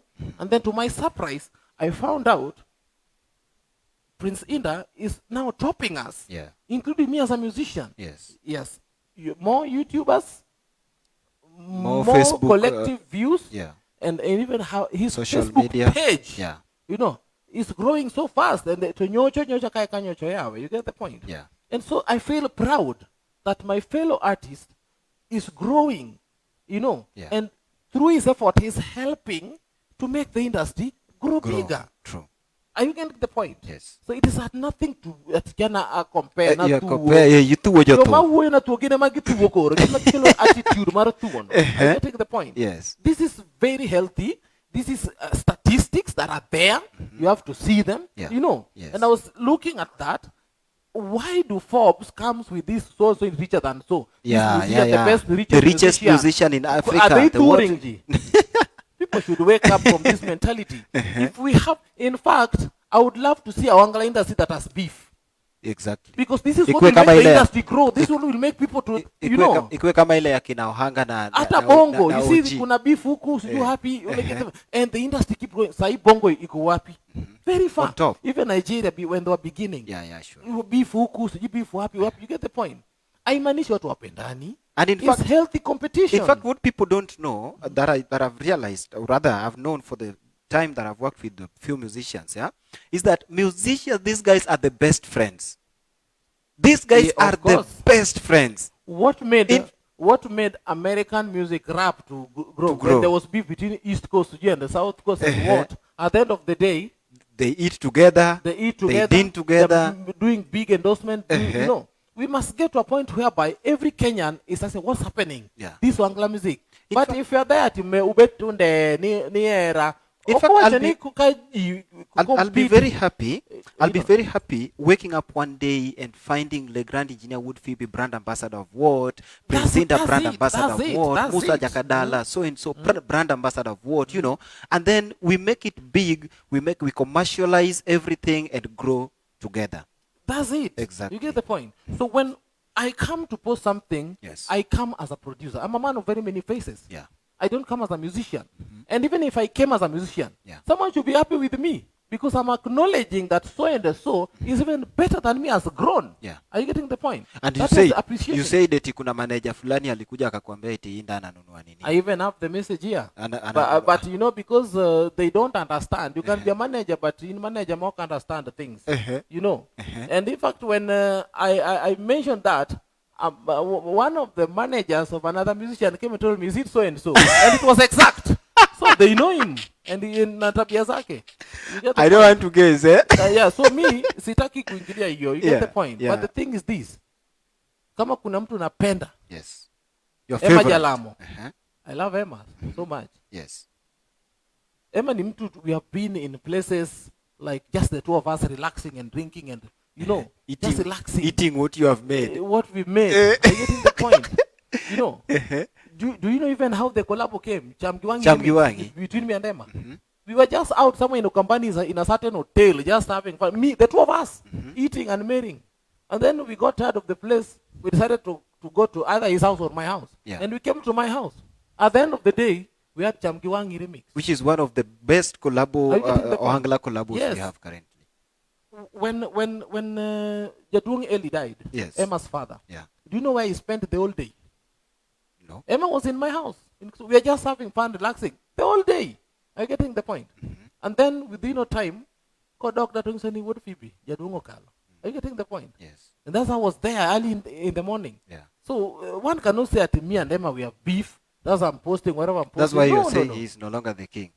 You know, I didn't even say he's no longer the king. Yeah. You only People should- people are not asserting. I said everyone is a king in their own right. Exactly. But Indah is now the reigning king. The others are kings, yes. But who is now the reigning king? Prince Indah. Based on statistics. And even to go further.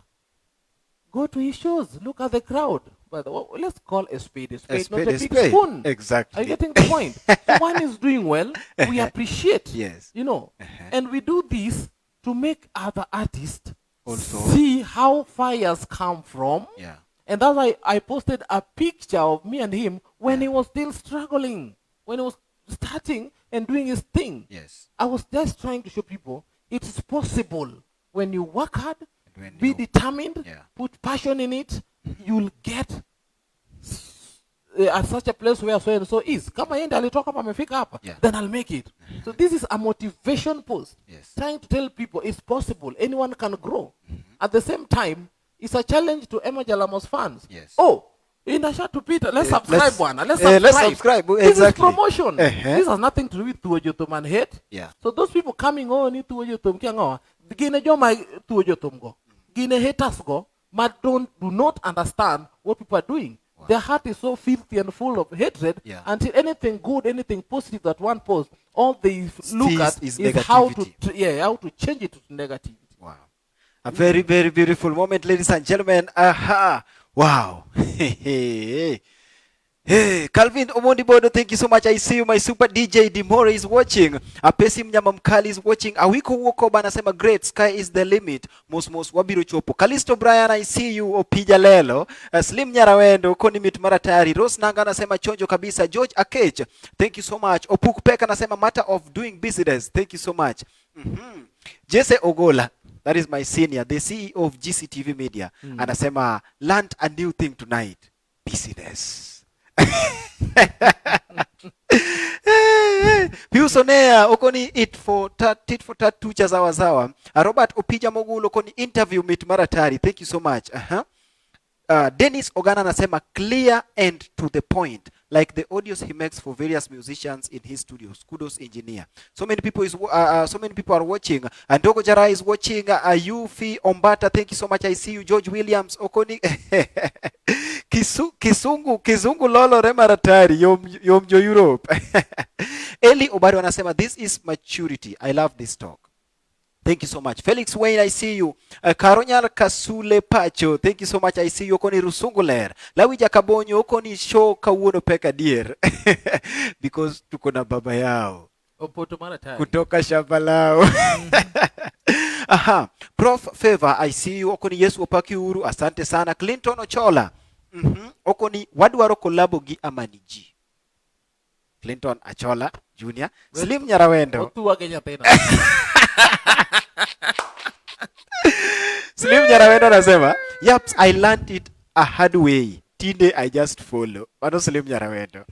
Bado nya sugar belt. Iano Mkenya okeni outfits on this Wuod Nyamumbo. I told you that. My strength. Awiko min Liz Jakabundi okoni watch no ler anbe karedwani achak scandals for business. Mana kai nikishock absorber. If you are creative enough to maintain. Yes. Yokievo okoni after Prince Indah, the new king is who? Show iko sawa. Victor Abiola Mike anasema iko sawa kabisa watching. Teacher Hilary okoni Pekndi. J Nyarsuza okoni good talks, thank you so much. Felix Wayne okoni show is lit bro, thank you so much. Engineer Kenadola okoni simi, I see you. Nataka tumalize, my producer ananiambia tumeenda sana. Okay. But I just want us to finish up. What is your lowest moment as a producer and as a musician that you've ever come across throughout the industry? Wow. The lowest moments at times is you feel like you're giving your all to an artist. Yes. Doing the best you can.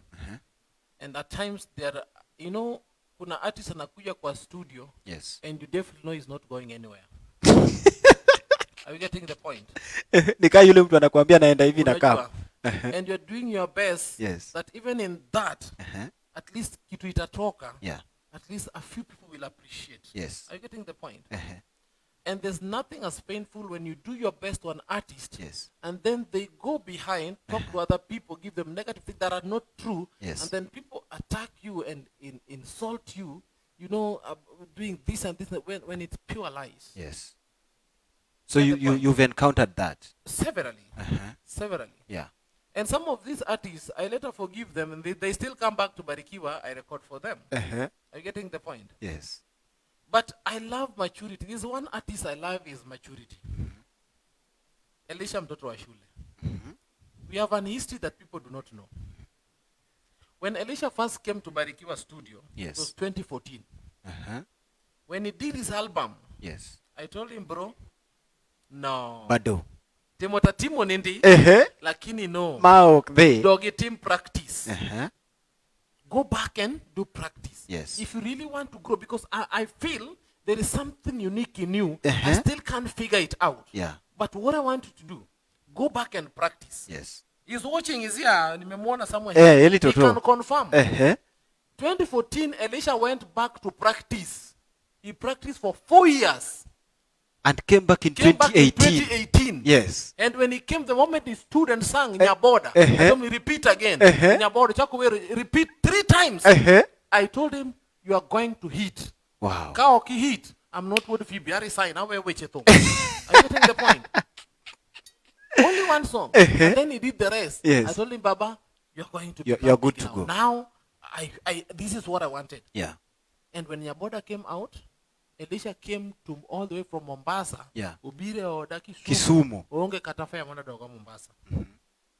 Utingo tumbego a flash disc kama. Yes. The whole album. The whole album. A flash disc ema entiego. Yes. Utingo ko so fuka ngise babitingo mwandu. Don't worry. Struggle to ichop Mombasa. Yeah. Itingo mwandu. Don't worry. When Elisha was launching this album, Yes. I decided to carry my band. Your whole 9 band. people. I remember. From Kisumu To Mombasa. to Mombasa. Yes. To go and help him launch.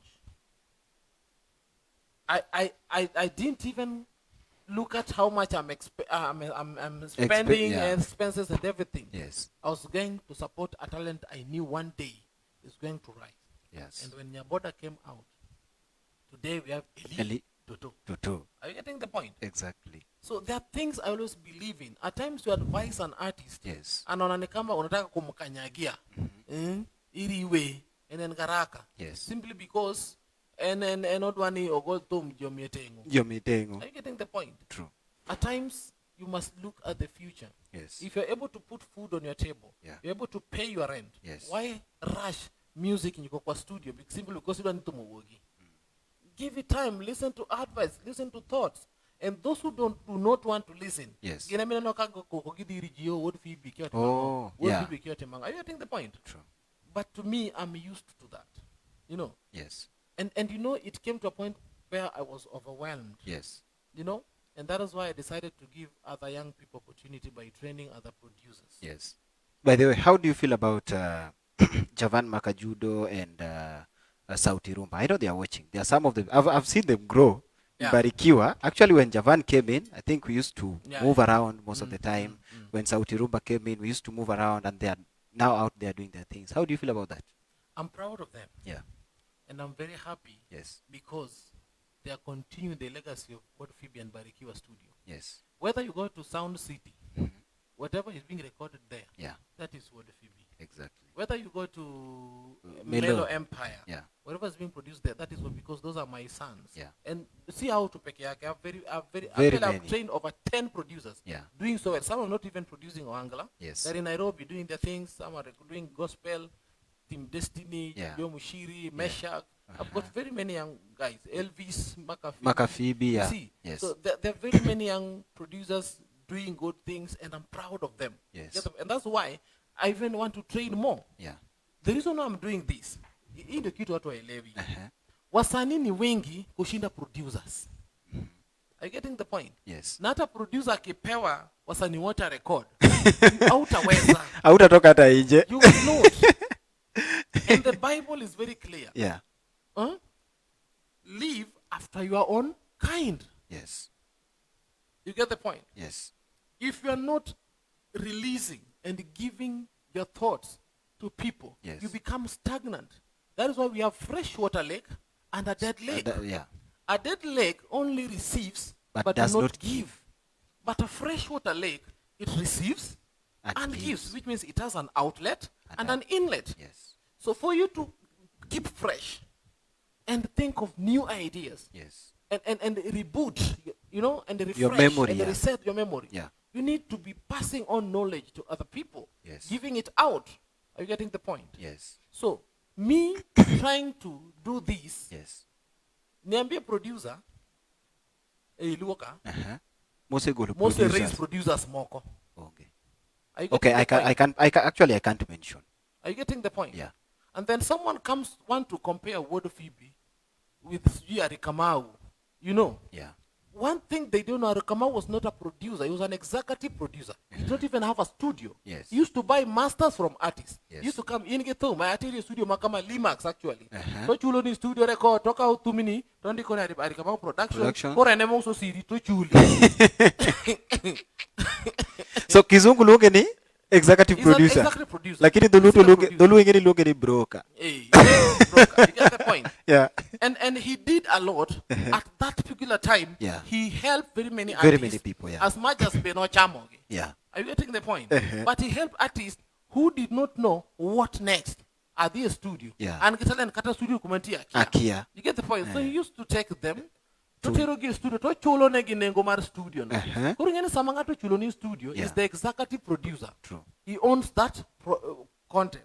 So ogimotimo ndiko ni mana contract winjoru achuli pesa kama koro master mara.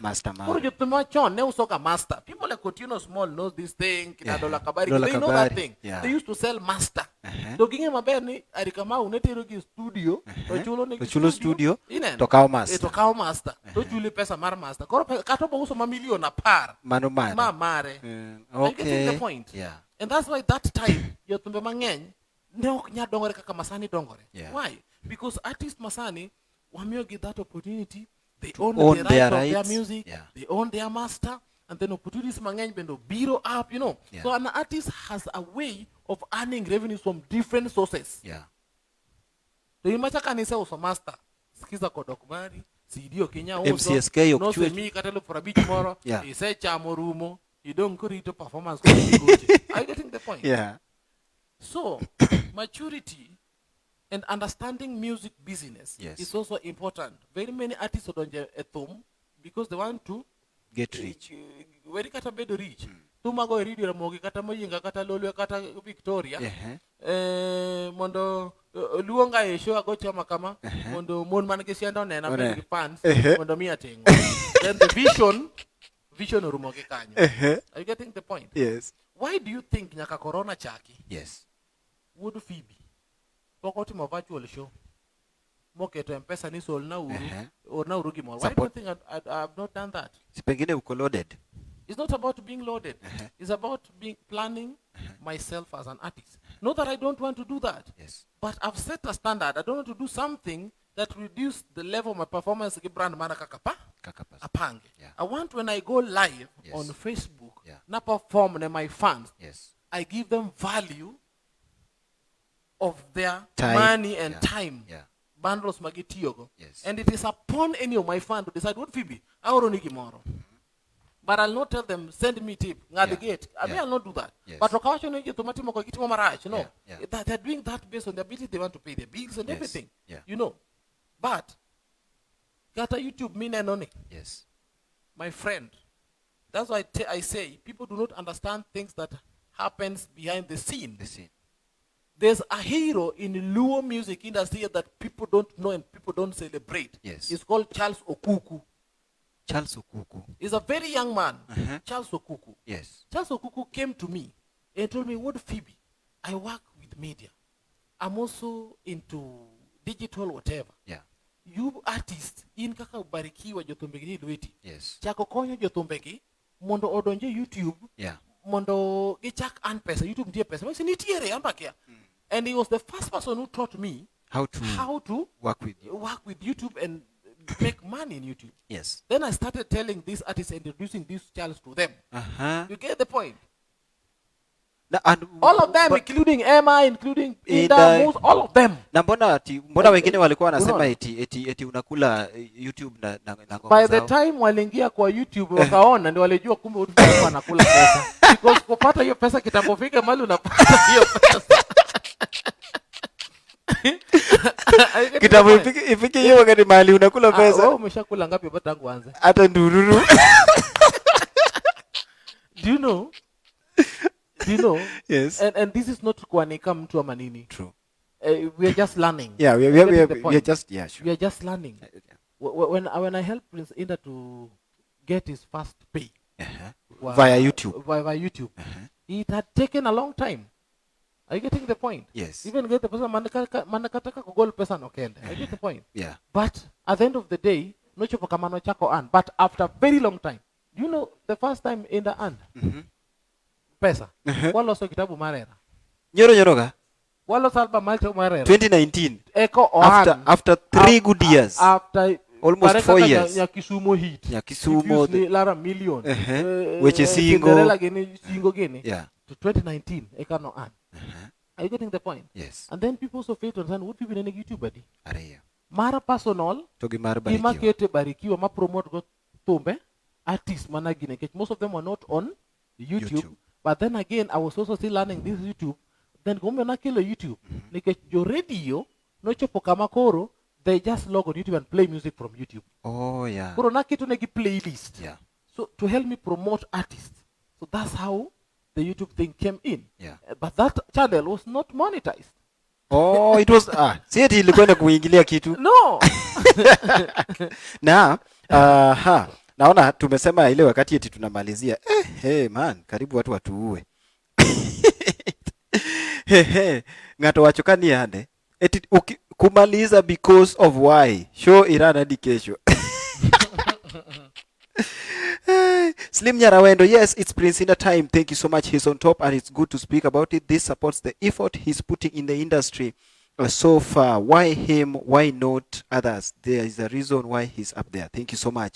Eli Toto Nyar Mwalimu, Toto yawa, karibu sana. Lawi Jakabonyo Koni, I was there with you when I was back up a Ben Yachiga Ben song. That's Lawi Jakabonyo watching. Thank you so much. Becky Odosh, also Okoni Melodious Family, hoping to record with you. Welcome. Asante sana. Novik Jakayanja, thank you so much. Koni Prince Nochako Chon, asante sana. Collins Lame, Kokoni Wuod Fibi, Babalao, thank you so much. Mary Mariana is watching, thank you so much. I see you. Jesse Ogola nasema thank you. Engineer and Simi, Abet Masho Orumoka Uono. Karibu sana. John Okuto, thank you so much. Koni, I love this man, Wuod Fibi, however much some people hate him. DJ Vinci, Maka Vinci, thank you. MC Vinci, Okoni following, thank you so much. Lawi Jakabonyo, Koni, most of us don't have vision. Henry Ochieng anasema niko ndani from Doha. I thanks for inviting me to this. Thank you so much. Okay, ni wadwaro album manyien Wuod Fibi. Mano Brian Brents Ayeko. Ayako. Yes, Ayako. And of course, before we move to that, ladies and gentlemen, remember you are watching the talk show. Leo tumefanya show bana. I told you this is one of the hardest shows I've ever had. Ladies and gentlemen, you are watching the talk show live, and my name is Simi Kenya, of course, alongside my guest in studio tonight. Of course, we are not in studio, but we are in studio. Hello, we are hosted by Legrand. Of course, this is one of the best we've had. We've learned a lot of things. We've seen a lot of things. And of course, we are yet to pick a lot of things from this particular show. Personally, I've learned so many things as an artist, and I'm very grateful. I just want us to finalize. Producer ananiambia eti tumeenda sana Unajua ni kama tumefanya shows mbili kwa show moja. 1 hour 42 minutes. 42 minutes. It's amazing. You know, we always go for 1 hour.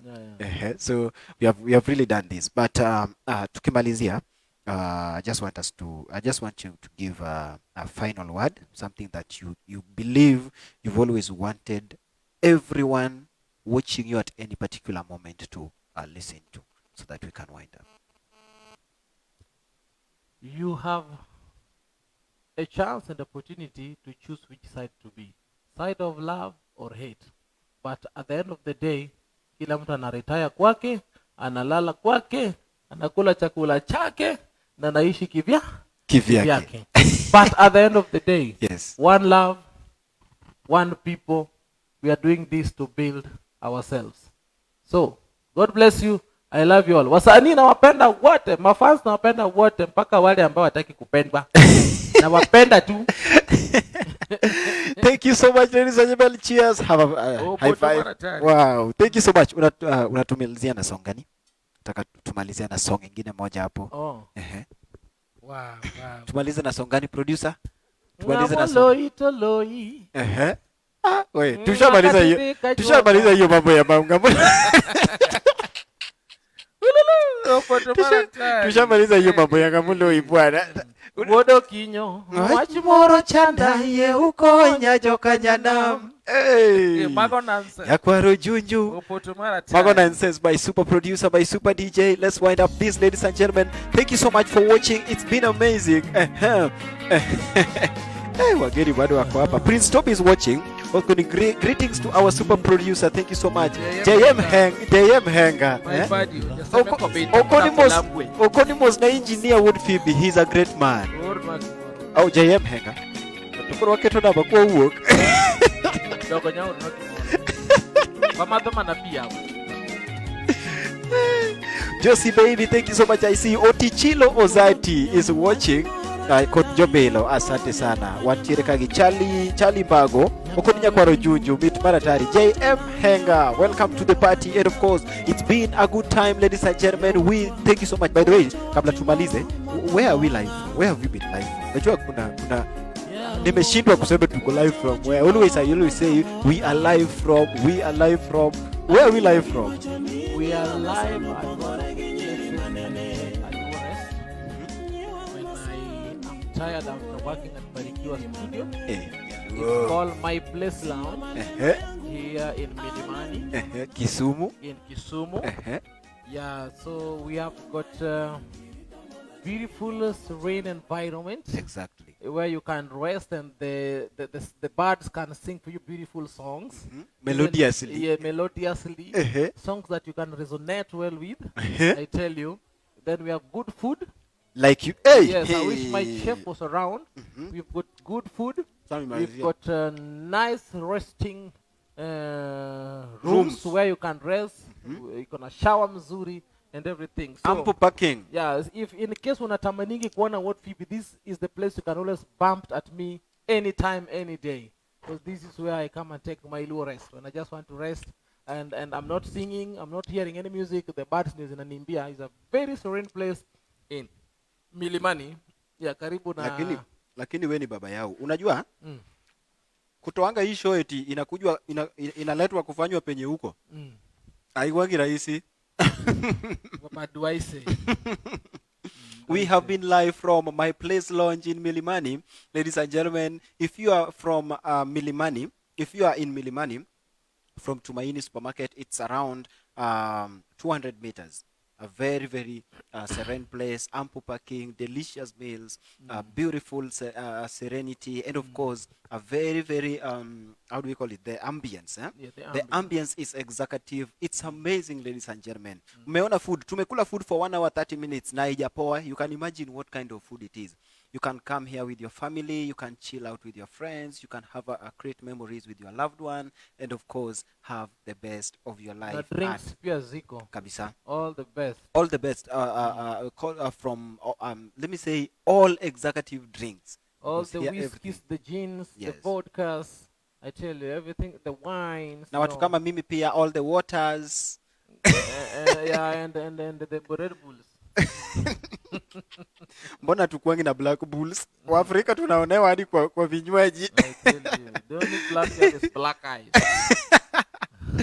Ladies and gentlemen, it's been a good time here from My Place Lounge in Milimani. It's been great. Thank you so much, my super producer, DJ Arifix. And of course, our viewers from wherever you are. Remember, this show streamed each and every Wednesday from 8 p.m. And of course, a special thanks and special shout out to our partners and those who are ensuring that this show streams each and every Wednesday. That is Dr. Shem Rakewa Dental Clinic.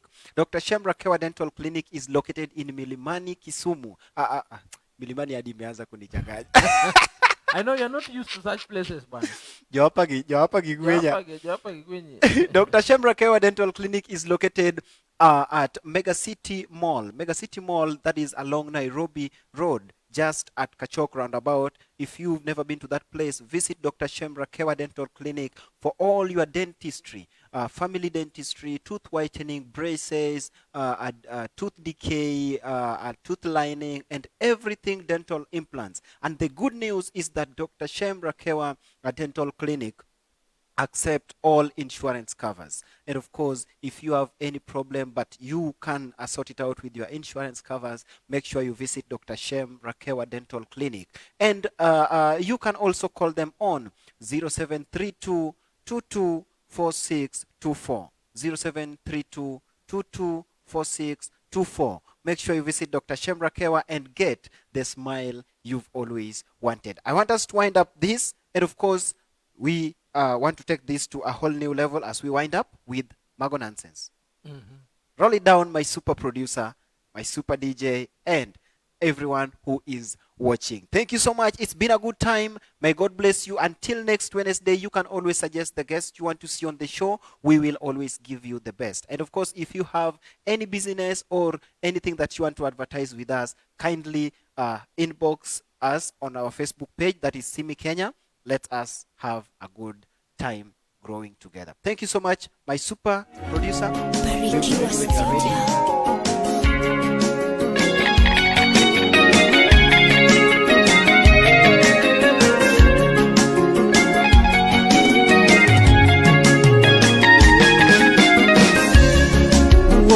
Awinjo wach moro chanda ye ukonya jokanyana. Nyakwaro junju wach moro chanda ye ukonya jokanyana. Yawotwa wacho wach moro motamo wanga. Yawotwa wacho wach moro motamo wanga. Awinjo gi wacho ni nyiwa masano pogore gi nyiri manene. Nyiwa masani pogore gi nyiri manene. Siyo maneno yangu ana winjo mana kajiwacho. Nyako chalo maembe kirito mondo chegi jomoko chame manumu. Nyako chalo rabon kirito mondo tene jomoko muone gi pote. Nyako chalo niang kirito mondo yedhe jomoko nyame kamano.